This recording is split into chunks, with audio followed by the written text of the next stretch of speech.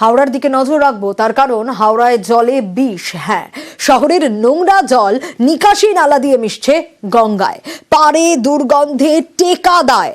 আবার গঙ্গার জল পরিশোধন করে বাড়ি বাড়ি যাচ্ছে জল। এই খাবার জল নিয়ে অনেকেই আতঙ্কে।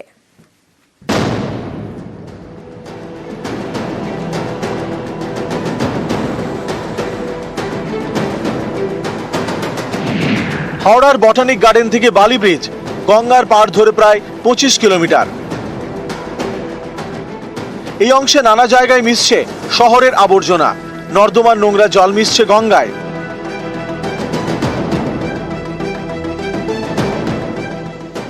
হাওড়ায় রয়েছে 3টি সুয়ারেজ ট্রিটমেন্ট প্ল্যান্ট। এর কাজ হলো নোংরা জলকে পরিশ্রুত করে গঙ্গায় ফেলা, যাতে গঙ্গা দূষিত না হয়। অভিযোগ, সবকটি প্ল্যান্ট ঠিকমতো কাজ করে না, এতে ছড়াচ্ছে দূষণ। হাওড়ায় এই গঙ্গার জলই আবার পরিশ্রুত করে বাড়ি বাড়ি যায়।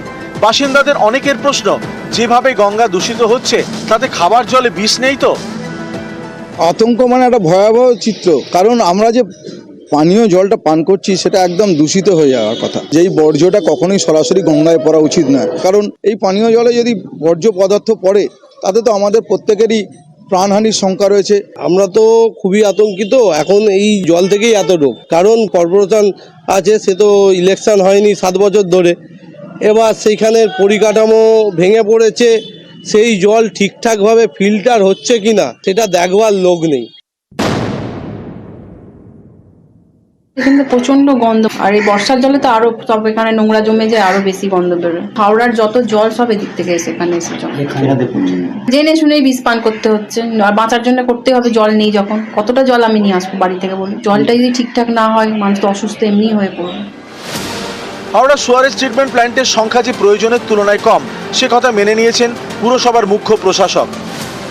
হাওড়ার যে স্কেল, যে ব্যাপ্তি, সেই ব্যাপ্তি অনুযায়ী আরো এসটিপি আমাদের হলে বেটার। যখনই আমরা জানতে পারছি ডাইরেক্ট জল এইভাবে কেউ গঙ্গায় ডিসচার্জ করছে, আমরা কিন্তু সেখানে গিয়ে যা ব্যবস্থা নেওয়ার আমরা নিচ্ছি।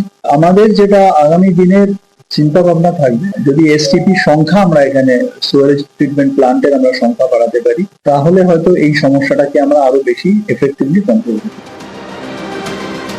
হাওড়া থেকে ক্যামেরায় রাজু ভূঁইয়ার সঙ্গে দেবাশিস চক্রবর্তী, নিউজ 18 বাংলা।